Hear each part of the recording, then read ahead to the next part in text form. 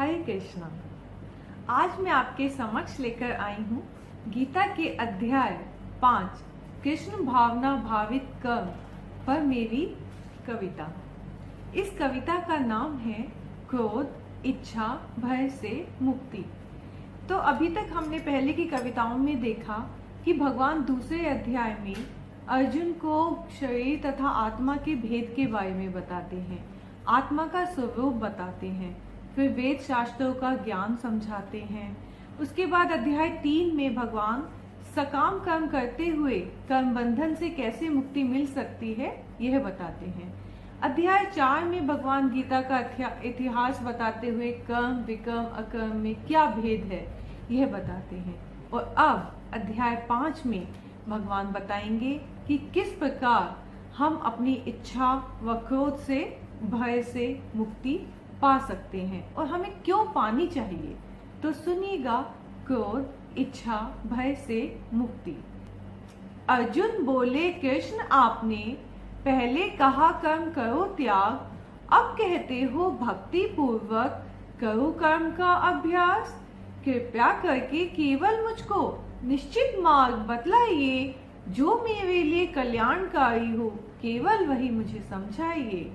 अर्जुन हमारी शंकाओं को दूर करने के लिए बार बार भगवान से सरल और कल्याणकारी मार्ग के बारे में पूछ रहे हैं। भगवान बोले, हे अर्जुन, मुक्ति के लिए दोनों है उत्तम, पर श्रेष्ठ तो कर्म योग है, क्योंकि ये है अधिक सुगम।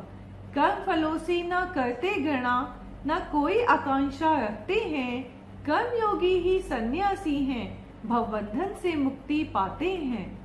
अज्ञानी ही कर्म योग में ज्ञान योग में अंतर कर देते हैं, ज्ञान योग कर्म योग दोनों से परम धाम को पा सकते हैं। दोनों का फल एक देखे जो, वही वास्तविक देखते हैं, कर्म बिना सन्यासी बनकर सुखी नहीं रह सकते हैं। जो जीत कर इंद्रिय मन को अपने काबू में कर लेते हैं, सबके प्रिय बनते हैं और आत्मा शुद्ध कर लेते हैं। भगवान कहते हैं कि चाहे योगी बनो चाहे कर्मी बनो, बस पहले इंद्रियों को जीतना सीखो, तभी हम क्रोध, इच्छा, भय से मुक्ति पा सकते हैं। जागते सोते चलते उठते, खाते पीते और बोलते, मैं कुछ नहीं करता, ये सब काम इंद्रियों के होते। जो यह सत्य जानता है वो दिव्य ज्ञान का ज्ञाता है, ईश्वर को कर्म अर्पित कर आसक्ति को त्यागता है। अपने को पाप कर्मों से वो इस तरह दूर रख लेता है, कमल का पत्ता जैसे जल का स्पर्श नहीं करता है। तो कमल के पत्ते का उदाहरण देते हुए भगवान कहते हैं कि कमल जल में खिलता है, पर कमल का पत्ता जल को नहीं छूता है। उसी तरह हमें कर्म तो करना है, पर अपनी इंद्रियों की संतुष्टि के लिए नहीं, भगवान की प्रसन्नता के लिए करना है। बुद्धि, इंद्रिय व तन मन से करता है आत्म शुद्धि, मन की शांति पाता है करके वह निश्चल भक्ति। पर जो कामनाओं के संग से करता है अपना कर्म, वह बंध जाता कर्मों से, व्यर्थ जाता है उसका श्रम। जब कर लेता है अपनी आदतों पर पूरा नियंत्रण, 9 द्वार की नगरी का स्वामी जीता है सुखी जीवन। तो यहाँ भगवान कहते हैं कि हमारा शरीर 9 दरवाजों की नगरी है। हमारे शरीर में 9 छिद्र होते हैं, 2 आंख में, 2 कान में, 2 नाक, 1 मुंह में, 1 जनेंद्रिय व 1 गुदा। तो हम इस नगरी के स्वामी हैं। अगर हम अपनी आदतों पर नियंत्रण रखें तो इन द्वारों को कोई परेशानी नहीं होगी, मतलब कोई रोग प्रवेश ही नहीं कर सकता है और हम सुखपूर्वक रह सकते हैं। अपने को ना तो स्वामी मानता, ना मानता है करता, बस मानता है सभी कार्य प्रकृति के द्वारा होता। जो भी अच्छा बुरा आपके जीवन में घटित होता है, सभी को भगवान की इच्छा के रूप में हमें स्वीकार करना चाहिए। न अच्छा होने पर घमंड करना चाहिए, न बुरा करने पर, बुरा होने पर किसी को दोष देना चाहिए। पर ईश्वर किसी के पाप पुण्य के भागी नहीं होते, बस हमारी दी हुई अर्जी को ही अपनी मर्जी देते। लेकिन यहाँ पर भगवान यह भी कहते हैं कि हम अपने पापों का दोष भगवान को नहीं दे सकते। वे केवल जैसे एक पिता होता है तो बच्चों के जिद करने पर उनको अनुमति दे देता है, ऐसे ही अगर हम कोई गलत काम करने की सोचते हैं तो हमारी अंतरात्मा हमें मना करती है, पर हमारी जिद करने पर वो हमें करने देते हैं। अज्ञानी दुख का उत्तरदायी ईश्वर को ठहरा देता है, क्योंकि भ्रम से उसका वास्तविक ज्ञान ढका रहता है।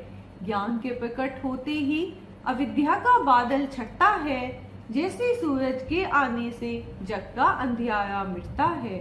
साधु जन मन बुद्धि को भगवान में स्थिर करते हैं। ब्राह्मण, चांडाल, हाथी, गाय को एक दृष्टि से देखते हैं।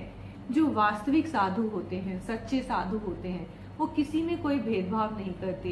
क्या ब्राह्मण, क्या शुद्ध, क्या अमीर, क्या गरीब, इवन जानवर, किसी को भी सभी के साथ प्रेम पूर्ण व्यवहार करते हैं, किसी के साथ घृणा नहीं करते हैं। वे जन्म मृत्यु के बंधन को पहले से जीत लेते हैं। भ्रम के जैसे निर्दोष रहते भ्रम में स्थित होते हैं। ना प्रिय को पाके हर्षित, ना अप्रिय से होते विचलित। भगवत विद्या को जानते हैं, मोह से रहते हैं रहित। भौतिक सुख के लिए नहीं होते वे जरा भी आकर्षित।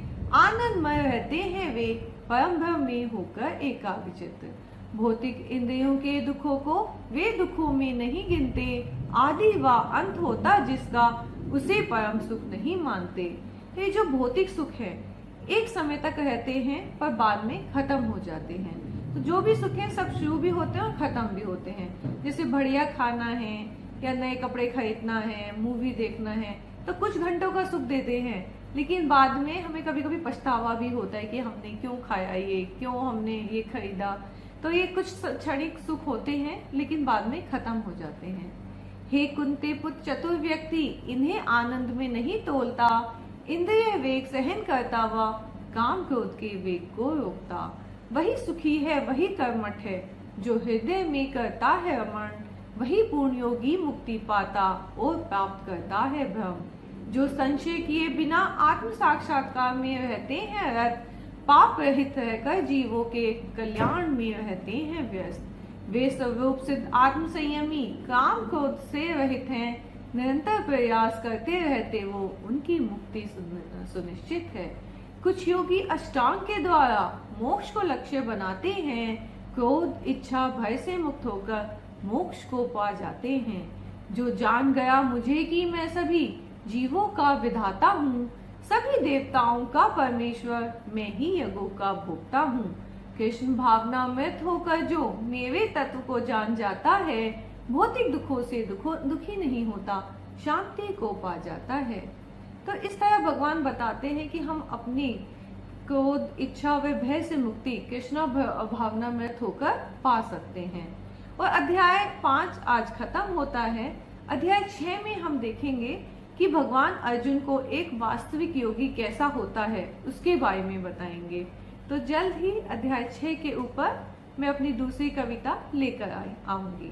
अगर आपने इसके पहले के अध्याय नहीं देखे हैं तो इसके पहले के अध्याय भी जरूर देखिएगा।